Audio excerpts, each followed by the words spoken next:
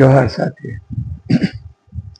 आज हम लोग चर्चा करेंगे इस बात पर कि विदेश दौरा करके तो आ गई संसदीय टीम जो ऑपरेशन सिंदूर के लिए गई थी वहां जनमत बनाने के लिए, और जनमत बना के लौटी तो है, लेकिन जनमत जो जैसा कि उम्मीद था वैसा कुछ हुआ नहीं है। उल्टे पाकिस्तान की कद काठी बढ़ी है। और पहले से हम लोग पहले भी चर्चा कर चुके हैं कि पाकिस्तान के बारे में अमेरिका का खास करके अमेरिका ही है वहाँ का सरदार, पश्चिमी देशों का सबसे बड़ा मुल्क, सबसे शक्तिशाली मुल्क, तो हमेशा रहा है, दोहरा चरित्र रहा है उनका। आतंकवाद की आलोचना करेंगे कभी कभी कि हाँ आतंकवाद से दुनिया को खतरा है, भारत को खतरा है, ये सब बातें, लेकिन परोक्ष रूप से हमेशा पाकिस्तान के पक्ष में वो लोग खड़ा रहते हैं। तो उसकी वजह क्या है, इसको समझना चाहिए थोड़ा सा। एक तो असल में हथियारों का कारोबार दुनिया में बहुत बढ़ गया है, सबसे बड़ा व्यापार है, और हथियार बनाने वाली कंपनियां ज्यादातर जिन मुल्कों में हैं या उनका एक अलग ही वजूद है, और उनका इंटरेस्ट हमेशा इस बात में रहता है कि युद्ध का माहौल बना रहे तरह तरह के देशों में किसी भी बहाने से, और उनका हथियार बिकता रहे। और परोक्ष रूप से यही चीज जो अदृश्य है, जो दिखाई नहीं देता है, लेकिन यही चलता है और चलता रहा है। और हथियार बनाने वाली कंपनियों में जो भी हैं बड़े बड़े मुल्क, अमेरिका तो है, रूस भी है, चीन भी है, और इजराइल है, जर्मनी है, फ्रांस है। तो जो भी मुल्क इस तरह के हैं जो हथियार बनाते हैं, वो सच्चे मन से कभी शांति के सपोर्टर नहीं हो सकते। खैर, तो इस बहुरंगी या ये कंट्राडिक्शन से भरी दुनिया में अपना रास्ता बनाना, ठीक से चलना, तो वही लोग कर सकता है ना जो अपना स्टैंड क्लियर कट एक रखेगा। तो भारत का तो वैसा कोई यहाँ की विदेश नीति में वो स्पष्टता नहीं है।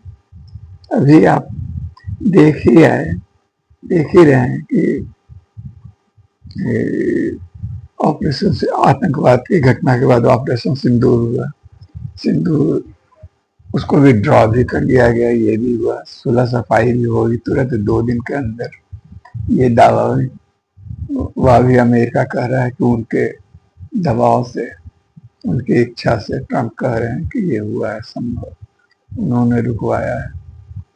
और लगातार जिस तरह से 1 दर्जन बार या उससे भी ज्यादा वो बोलते रहे हैं, अब मोदी की तरफ से या यहाँ के किसी जो स्पष्ट औपचारिक ढंग से इसका खंडन नहीं हुआ है, इधर उधर कुछ बोल देना उससे नहीं चलता है। तो चलिए, इसके बाद भी ये लोग आतंकवाद के खिलाफ और पाकिस्तान को अकेला करने के लिए इन लोगों ने भेजा एक सांसदों की एक टीम, सर्वदलीय जिसमें था, उसमें भी पॉलिटिक्स मोदी ने किया। क्या क्या किया इसकी चर्चा बहुत बार हो चुकी है। ऐसे लोगों को रखा जो जैसे सर्वदलीय था तो सभी पार्टी के लोग अपने तरीके से अपने अपने नुमाइंदे भेजते, हर लोग जाते, वैसा हुआ नहीं। कांग्रेस के साथ खास करके शशि थरूर को भेजा गया, और भी कई लोग गए, मेरी चर्चा ओवैसी और शशि थरूर की चर्चा रही ज्यादा। तो ये लोग गए वहां से, जहां तहाँ कई मुल्कों का दौरा किया, और कहाँ कुछ प्रेस कॉन्फ्रेंस, कुछ लोगों से मिलना जुलना, ये सब होता रहा, हुआ, लेकिन लौट के आए तो कोई खास लाभ तो उसका दिखा नहीं, क्योंकि उसके पहले और उसके बाद माने आतंकवाद की कार्रवाई के पहले और आतंकी कार्रवाई के बाद, ऑपरेशन सिंदूर के दौरान, ये सारा कुछ ये लोग लगातार पाकिस्तान के हित में काम करते रहे। जैसे ऑपरेशन सिंदूर के दौरान बीते 9 मई को अंतर्राष्ट्रीय मुद्रा कोष ने बेल आउट पैकेज के रूप में $1 अरब की मंजूरी दी थी।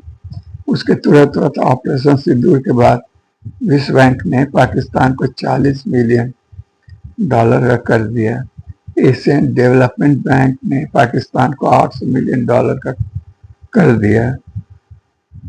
सबसे बड़ी बात तो हुई कि 4 जून को संयुक्त राष्ट्र सुरक्षा परिषद ने अपनी जो तालिबान प्रतिबंध समिति है, उनकी कमेटी है, उसका अध्यक्ष पाकिस्तान को बना दिया और आतंकवाद विरोधी जो कमेटी है उसका उपाध्यक्ष बना दिया। और तो और अमेरिका ने वहाँ के जो सैनिक हुक्मरान को अपने देश में आमंत्रित किया है विशेष अतिथि के रूप में हाल में। और अभी जो हुआ है, युद्ध हुआ है, ये जो ईरान और इजराइल के युद्ध के बीच, इन सब के बावजूद माने इस तरह की जितनी घटनाएं हुई और संसदीय दर लौट आई, उसके बावजूद पाकिस्तान के बारे में उनका कोई रवैया नहीं बदला है, ना अलग थलग हुआ है। उसके बावजूद जिस तरह से मोदी या हमारे देश के हुक्मरान जो भी हैं, उन्होंने घुटने टेके हैं अमेरिका के सामने, ये आश्चर्यजनक है। अभी गाजा में युद्ध विराम या शांति के पक्ष में, युद्ध बंद हो इसके पक्ष में, इसके लिए वोटिंग जो हुई, उसमें अधिकांश देशों ने दुनिया के, उन्होंने इसके पक्ष में वोट दिया है। लेकिन भारत वोटिंग्स के वक्त नदारत हो गई कुछ देशों के साथ। 12, 14 या 19 देश जो हैं, जो अनुपस्थित रही वोटिंग से, उससे भारत भी है। यानी इतना कुछ होने के बावजूद, इतना कुछ इसके बावजूद भारत अमेरिका के साथ ही खड़ा रहेगा। अमेरिका के मंसूबों के अनुकूल, उनके राजनीतिक हित के अनुकूल, उनकी दादागिरी के साथ खड़ा रहेगा। इस बात को थोड़ा डेप्थ में जाकर समझना चाहिए कि क्या चक्कर क्या है। अभी जो फिलिस्तीन को लेकर या गाजा पट्टी में जो कहर ढा रहा है इजराइल, एक तरफा युद्ध होता रहा है, वहां विनाश कर रहा है, एक अपना सारा ताकत झोंक दिया, वहां इजराइल को कोई नहीं रोक पा रहा है, उस पर कोई अंकुश नहीं लगा पा रहा है। और जो इसके खिलाफ अंत में जबरदस्ती एक तरह से कोशिश करके ईरान को भी युद्ध में खींच लिया गया है और उस पर आक्रमण हुआ है, वहाँ के लोगों की हत्या हुई है, वहाँ के जो नेता जो सुलह सफाई या किसी तरह की वार्ताओं में भाग लेने वाले थे, उनको मारा गया है और ईरान भी उस जवाबी कार्रवाई कर रहा है। और दुनिया दो खेमे में बढ़ती नजर आ रही है। ऐसा नहीं है कि अमेरिका जो इजराइल है वो उसके खिलाफ लोग नहीं है। एक युद्ध ये ध्रुवीकरण तो होता दिख रहा है। ठीक है, अमेरिका, इजराइल, फ्रांस और आपका यूरोपीय कई देश और ये लोग जो हैं वो इनके पक्ष में, यानी इजराइल का परोक्ष रूप से मदद कर रहे हैं और ईरान को धमका रहे हैं। लेकिन दूसरी तरफ ईरान के साथ भी लोग खड़े दिख रहे हैं, रूस है, चीन है, दो तो बड़ा मुल्क है, और वो यदि युद्ध चलेगा तो वो काफी विनाशकारी होगा। ये चलेगा, बहुत आसानी से नहीं होगा। जो भी युद्ध भारत और पाकिस्तान के बीच एक युद्ध हुआ, फटाफट बंद हो गया, सुलह सफाई हो गई। लेकिन जैसे जो निर्णायक युद्ध चल रहा है रूस और यूक्रेन के बीच, वो तो चला जा रहा है, उस पर अंकुश नहीं लगा है, कोई भी नहीं लगा पाया। अमेरिका भी बहुत बड़ा बड़ा दावा करने के बाद, और इसके बाद जो इजराइल और फिलिस्तीन के बीच या हमास के जो आतंकवादी संगठन है, उसको लेकर गाजा पट्टी में जो भयानक युद्ध चल रहा है, एक तरफा जो हत्याएं हो रही नागरिकों की, वो उसको भी कोई रोक नहीं लगा पा रहा है, चला जा रहा है। क्योंकि सबके एक अघोषित लक्ष्य हैं उन लोगों के। कुछ जो बड़े जो मुल्क हैं उनके कुछ अघोषित लक्ष्य हैं, और दुनिया, और वो लक्ष्य है दुनिया के संसाधन पर, यहाँ के जमीन के बड़े हिस्से पर कब्जा करना, अपना प्रभुत्व कायम करना। तो ये सब बातें चल रही हैं, और इस बीच अब सबसे ज्यादा इन सब सवालों से ज्यादा महत्वपूर्ण हो गया है ये जो लौट के जो लोग आए हैं, जो लौट के आए, तो अब ओवैसी और शशि थरूर करेंगे क्या? उनका राजनीतिक भविष्य क्या होगा? या वो अब जो भारत के अंदर जो चुनावी जंग होने वाला है बिहार में और अगले साल कई अन्य राज्यों में, तो उसमें इन जैसे महानुभावों की क्या भूमिका होगी, ये इसको समझना होगा, समझना चाहिए। शशि थरूर जहां तक चले गए हैं आगे, आप एक अपनी पार्टी का की नीतियों का विरोध करके, या अपनी पार्टी के चिर शत्रु नहीं, जो अभी राजनीति में जो उसके प्रतिद्वंदी हैं या विरोधी हैं, या जिसके साथ पूरा वजूद की लड़ाई ठिका चल रहा है कांग्रेस और भाजपा के बीच, तो उसमें शशि थरूर ने पक्ष ले लिया देश प्रेम के नाम पर। तो क्या देश प्रेम के नाम पर अब वो अगले चुनाव में मोदी के पक्ष में खड़े दिखाई देंगे? ये है इंटरेस्टिंग सवाल। दूसरा, जहाँ तो ओवैसी का है, ओवैसी के साथ चक्कर यह है कि ओवैसी एक कट्टर मुसलमान वाली छवि बना के रखते हैं, और इतना होने के बावजूद, मुसलमानों का थोड़ा बहुत प्रभाव होने के बावजूद, दक्षिण भारत के कुछ इलाकों में और अन्य जगहों में भी, पूरे देश में ही मुस्लिम बहुल इलाकों में उनकी पार्टी या वो थोड़ा बहुत दखल रखते हैं। लेकिन गौर से देखिएगा तो ये है कि वो मुस्लिम वोटों को भाजपा के पक्ष में गोलबंद नहीं कर सकते, शिफ्ट नहीं करा सकते।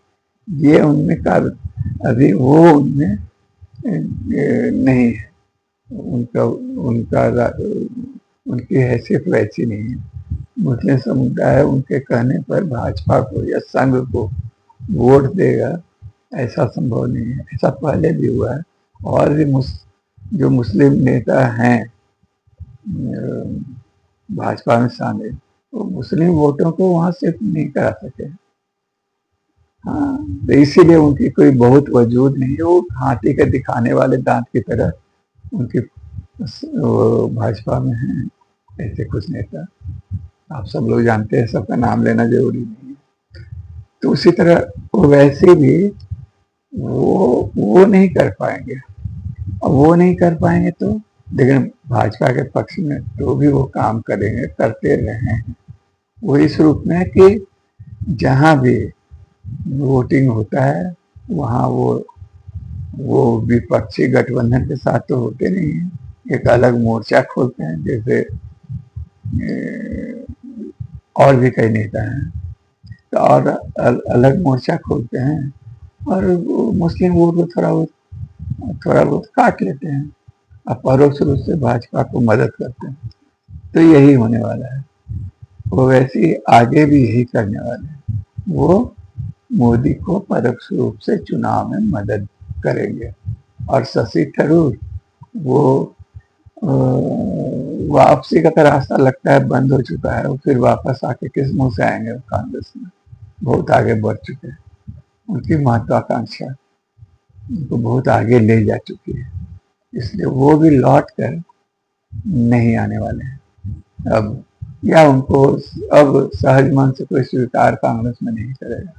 उनके सामने तो यही विकल्प बचा है कि वो जैसे देश प्रेम के नाम पर संसद के मोदी द्वारा गठित दल के नेता के रूप में चले गए, विदेश यात्रा कर आए और खूब लंबी चौड़ी बात करते रहे यहाँ वहाँ, कोई उसका असर तो नहीं है हुआ। दे के भारत का पोजीशन वही है कि संकट के समय वो अकेला होता है, अकेला हो जाता है, विदेशी शक्तियाँ कोई खास उसकी मदद नहीं कर पाती। उसकी वजह क्या है, वो एक अलग डिस्कशन का विषय है जिस पर हम लोग कभी फिर चर्चा करेंगे।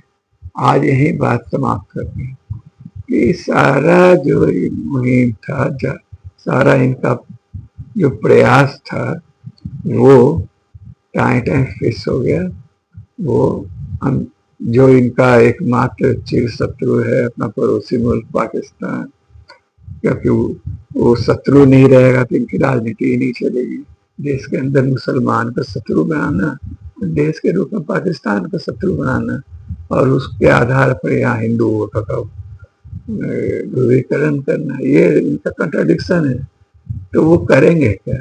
और इसी चक्कर में ये सारा कुछ हंगामा हो रहा है और यही है, धन्य है हमारे देश की जनता और धन्य धन्य लोग भक्त, उनके सारा मुद्दा पीछे चला गया है। महंगाई, बेरोजगारी, विषमता, महंगाई तो साथी इत्तेफाक से भी थोड़ा कम चल रहा है, इन्फ्लेशन कम हुआ है, यानी मूल्य कम। हालांकि उसकी वजह क्या है, जरूरी नहीं है कि इन्फ्लेशन कम होता है इसका मतलब महंगाई कम हुआ है, और उसका इन्फ्लेशन कम होने का और भी वजह होता है। वो ये है कि आपका बाजार में पैसा कम आता है, लोगों के पास खरीदने की शक्ति नहीं है, क्षमता नहीं है, तो मूल्य कम हो जाता है चीज़ों का। तो वही चल रहा है अभी, वही मंदी का दौर एक तरह से है। तो साथ ही खैर ये सब अलग विषय है और आज भी हमको लगता है कि थोड़ा हम किसी एक बात पर कंसंट्रेट होके नहीं कर सके। बस दो बातें कहनी थी कि जो ऑपरेशन सिंदूर के पहले और उसके बाद जो भी घटनाक्रम रहा है, वो उससे ये लगता है कि अपने अपने अपने कारणों से ज़्यादातर देश, शक्तिशाली मुल्क जो दुनिया के, खास करके अमेरिका, वो पाकिस्तान के साथ खड़ा रहता है हमेशा इस तरह के मामले में। भले आतंकवाद का विरोध करने के नाम पर वो कभी कुछ भर्त्सना कर दिया। अब आतंकवादी कार्रवाई इतना बड़ा हुआ था इस देश में, तो उस समय हुआ था थोड़ा बहुत, लेकिन वहाँ से आतंकवाद समाप्त हो वो या पूरी दुनिया से, इसमें इन लोगों की कोई खास रुचि नहीं है। वो तो और माने इनकी रुचि जो असल में है वो हथियार बनाने वाले जो गिरोह हैं, बड़ी बड़ी कंपनियां हैं, वो डोमिनेट करती हैं, इनकी नीतियों को अपने हिसाब से बनवाती हैं और उनका हथियार बनाने वाली कंपनियों का लक्ष्य या एक तो सबसे बड़ा स्वार्थ यही है कि देश दुनिया में कहीं देश दुनिया के किसी भी हिस्से में तनाव इस तरह का युद्ध चलता रहे ताकि उनका हथियार लोग खरीदते रहे। केवल ये तो नहीं ना होता है कि दो मुल्क के बीच युद्ध होता है, उसके साथ साथ घेराबंदी होती है, लामबंदी होती है, अलग अलग देश बचते हैं और फिर अपनी सुरक्षा के नाम पर हर देश इस होड़ में पड़ जाता है कि हथियार खरीदे। इसलिए वो चलता रहेगा और उसके बीच में इस तरह की नौटंकी भी होती रहेगी। भारत को क्या गरज पड़ा था कि वो भेजे, लोगों को समझाते फिरे। इजराइल ने तो कभी जरूरत नहीं समझी। अमेरिका ने ही पाकिस्तान में घुस के जब एक आतंकवादी, बड़े आतंकवादी की हत्या की थी, तो उसके लिए सफाई देने की तो जरूरत नहीं समझी। तो इनको क्या जरूरत था कि दुनिया भर में सफाई देते फिर। दरअसल दरअसल हम हर वक्त ये एक खास तरह का पॉलिटिक्स, एक खास तरह का वितंडावाद खड़ा करते रहते हैं और उसी के चक्कर में ये सब होता है। और इसलिए चूंकि सुस्पष्ट कोई विदेश नीति नहीं है, और विदेश नीति इसलिए नहीं है कि सुस्पष्ट आपकी कोई नीति नहीं है। किसी भी मामले में ढुलमुल तरीके से देश चल रहा है, अपने तरीके से चल रहा है, अराजक की स्थिति बनी हुई है। और लेकिन एक बात और जो इस पूरे प्रकरण से साबित हुआ है कि अभी जो जिनका जो सत्ता चल रही वो दुनिया के वैसे मुल्कों के साथ ही रहेंगे जो तानाशाह है, चाहे अमेरिका हो चाहे इजराइल हो, उसी के साथ ये ये गठबंधन इनका रहता है, अंडरस्टैंडिंग रहती है। क्योंकि कुल मिला के इनका भी बुनियादी चरित्र वही है, जनता, अपनी जनता की जो मूल समस्या है उससे भागना और अपना राजनीतिक वर्चस्व कायम रखने के लिए सब तरह का अतिक्रम करना। इस हिसाब से वो सब है। यहाँ उतना विभत्स तरीके से अभी तानाशाही प्रकट नहीं हुई, लेकिन यहाँ भी चल ही रहा है। उसी तरह का है। सारे लोकतांत्रिक संस्थाओं को खत्म कर दिया गया है, चुनाव निष्पक्ष नहीं रहने दिया गया है, चुनाव आयोग तक को तरह तरह का वोटिंग ईवीएम मशीन से धांधली होने की खबर आ रहा है। चुनाव आयोग अजीब तरह से व्यवहार कर रहा है एकदम। तो देखिए क्या होता है, बहुत जटिल है और जनता को समझना होगा इस तथ्य को, इस बात को, वो नहीं। चलिए बात यही खत्म करें कि शशि थरूर अंत में अब भाजपा के पक्ष में प्रचार करते दिखेंगे ही, मेरा अंदाजा है। या फिर भाजपा की जैसी भाजपा की नीति ये भी रही है कि यूज करो और फेंको, अपना जितना करना था इस्तेमाल और उसको लेके जो तोड़ फोड़ विपक्षी दल में हलचल, कांग्रेस में जो थोड़ा बहुत होना है उसको कर दो, को परेशान, मैंने क्या कहते हैं उसको टेंशन देना, तो टेंशन दो, टेंशन लो नहीं, इस तरह का उटपटांग हरकत करते रहो। तो ये है। तो और शशि थरूर का इसलिए कि बहुत सारे लोग को लगता है कि बहुत विद्वान, काबिल और इतिहास के जानकार, ये सब कुछ काम नहीं। मूल चीज है कि आपकी निष्ठा क्या है, प्रतिबद्धता क्या है, और बहुसंख्यक जनता के हित में है या उसके खिलाफ है। सारी विद्वता अपनी जगह है, उससे कोई काम नहीं है। धन्यवाद सर।